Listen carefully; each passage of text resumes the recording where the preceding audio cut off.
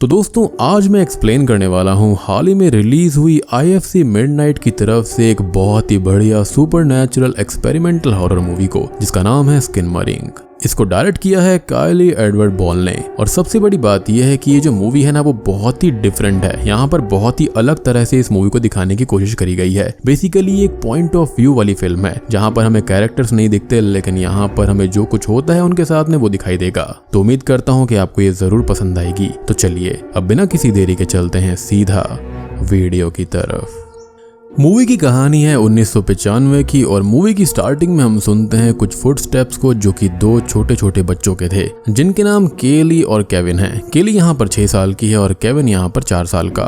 ये दोनों ही बच्चे भाई बहन हैं। अब केविन को हम देखते हैं और यहाँ से देखने से मतलब है कि ये एक पॉइंट ऑफ व्यू से हम पूरी मूवी देखेंगे। यहाँ पर हम किसी भी कैरेक्टर का चेहरा नहीं देख पाते, तो इसलिए ही एक एक्सपेरिमेंटल हॉरर है, काफी डिफरेंट है। अब केविन स्लीप वॉकिंग करने लगता है और स्टेयर से नीचे गिर जाता है। तभी उसके डैड की नींद खुलती है और वो उसे लेकर तुरंत ही हॉस्पिटल चले जाते हैं और केली घर पर रुकती है। कुछ ही देर के बाद में वो वापस आते हैं और किसी को कॉल करके बताते हैं कि केविन स्लीप वॉकिंग करके गिर गया था और उसके सर में थोड़ी चोट आ गई थी। और कॉल के दूसरी साइड का पर्सन उसको कुछ कहता है और वो कुछ बातें करते हैं। यहाँ पर केविन के डैड ये कहते हैं कि उसे स्टिचेस की जरूरत नहीं है, जो कि काफी वियर्ड था। खैर अब केविन को उसने सुला दिया था और अब थोड़ी देर के बाद में केली डैड के पास में आती है, लेकिन अब उसे उसके डैड कहीं पर भी नहीं मिलते। वो केविन को भी जगा लेती है और वो दोनों ही अपने डैड को ढूंढने लगते हैं, लेकिन उनके पिता उन दोनों को कहीं भी नहीं मिल रहे थे, जिससे वो लोग थोड़े से डर जाते हैं और अब घर से बाहर जाने वाले डोर्स और विंडोज भी धीरे धीरे गायब हो गए थे। मीन्स अब इस घर से बाहर निकलने का कोई भी रास्ता नहीं था, एज इफ कि उनको किसी ने अंदर ही लॉक कर लिया था।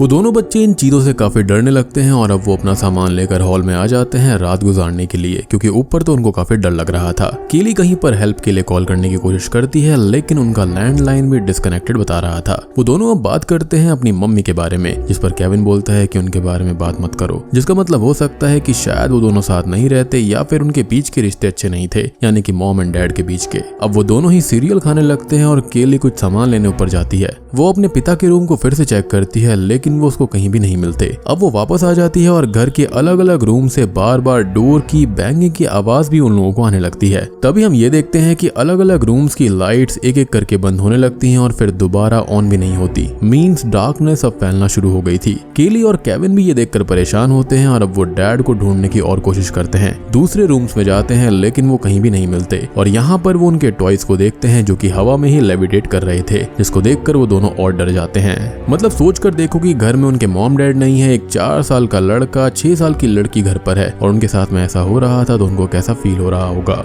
लाइक ये ट्रॉमा कितना भयानक है। अब वो फिर से नीचे आ जाते हैं और अब आसपास के रूम्स का सामान भी उनको लेविटेट होता हुआ दिखाई देता है। साथ ही साथ कुछ सामान गायब भी हो गया था। अब वो दोनों वॉशरूम जाते हैं तो टॉयलेट सीट भी गायब हो जाती है और अब वो लोग अपने लिए बकेट्स निकाल लेते हैं। वो दोनों हॉल में आकर बैठ जाते हैं, टीवी चलाते हैं, क्योंकि रात तो गुजारनी ही थी, वो भी एक झूठी उम्मीद में कि उनके डैड या फिर वहां पर कोई जल्दी ही मदद के लिए आएगा। खैर अब केली फिर से अपने डैड के रूम के पास में जाती है और अब उसको एक अजीब सी नॉन ह्यूमन आवाज आती है, जो कि उसे रूम के अंदर बुलाती है। वो अंदर जाती है तो बेड पर उसके डैड बैठे हुए थे और वो उनके पास जाती है तो वो कोई भी मूवमेंट नहीं करते और उसको बेड के नीचे देखने का बोलते हैं। वो नीचे देखती है, लेकिन वहाँ कुछ भी नहीं था। वो 1-2 बार और ट्राई करती है, जिसके साथ ही उसके डैड गायब हो जाते हैं। लेकिन तभी डोर पीटने की आवाज आती है, जिससे वो रुक जाती है, जैसे उन्हें किसी ने रोक दिया हो। अब वो उससे कहती है कि वो केविन और उससे बहुत प्यार करती है और उनका एक काम करे, अपनी आंख बंद कर ले। वो आंखें बंद कर लेती है और अब उसकी मॉम भी बेड से गायब होकर एक अंधेरे रूम में पहुंच जाती है, जहाँ से सिर्फ उनकी आवाज ही आ रही थी और उनके पास से वही स्ट्रेंज नॉन ह्यूमन वॉइस भी सुनाई दे रही थी, जो कि हमें तो समझ में नहीं आती, लेकिन मॉम को वो कुछ बोलती है। और अब मॉम केली को नीचे जाने का बोलती है और तभी हमको बोन्स ब्रेक होने की, नेक ब्रेक होने की आवाज आती है और उसकी मॉम की तड़पने की आवाज को हम सुन पाते हैं। मीन्स की शायद से वो आवाज किसी ईविल की है, जिसने मॉम को खत्म कर दिया होगा। अब केली वापस नीचे आती है और अब वो केविन की हेल्प से डोर पर काउच को लगा देती है, ताकि कोई भी अंदर ना आ पाए।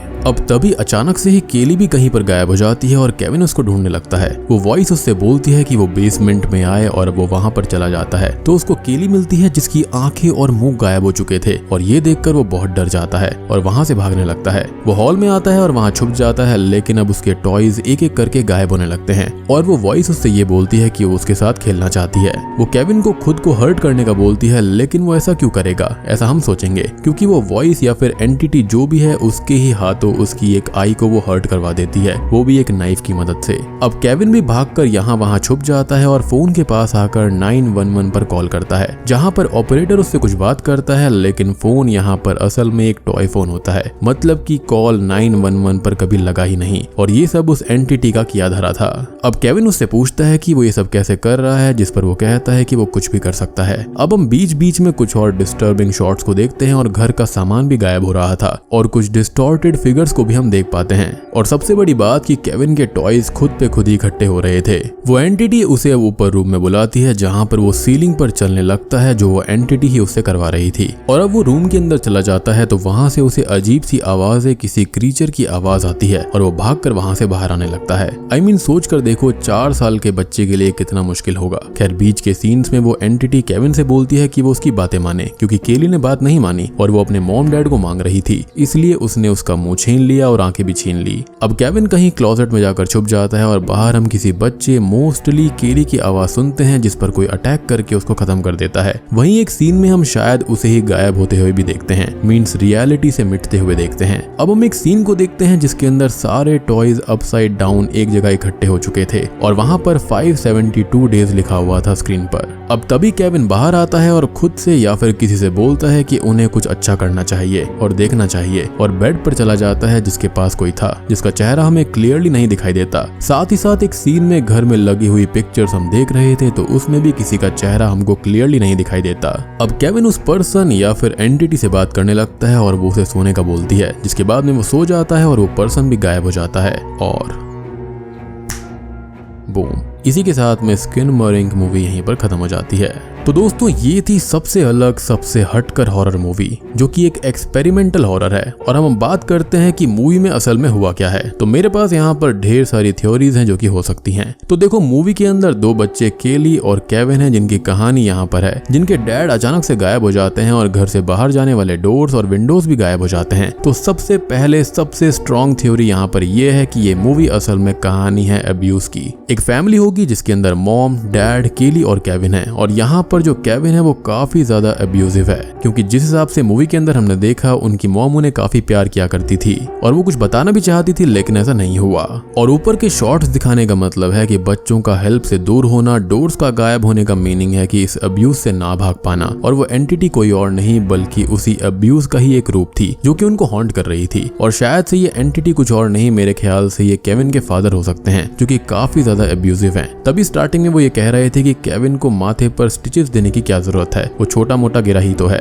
अब इसी थ्योरी से जुड़ी हुई एक और थ्योरी ये आती है कि ये कहानी असल में एक नाइटमेयर थी, वो भी केविन की, जो कि गिरने के बाद में कोमा में चला गया था, और वो भी 572 दिन तक वो कोमा में था, क्योंकि 572 दिन का मतलब यही हो सकता है। और इसलिए ही हमको चेहरे बिल्कुल भी नहीं दिख रहे थे, क्योंकि केविन के दिमाग में चेहरे बन ही नहीं पा रहे थे। शायद से अब्यूज भी होगा, साथ ही साथ उसको यहाँ पर ट्रॉमा भी हो गया होगा, जिसके चलते वो अपने कोमा में ही ये सब देख रहा था।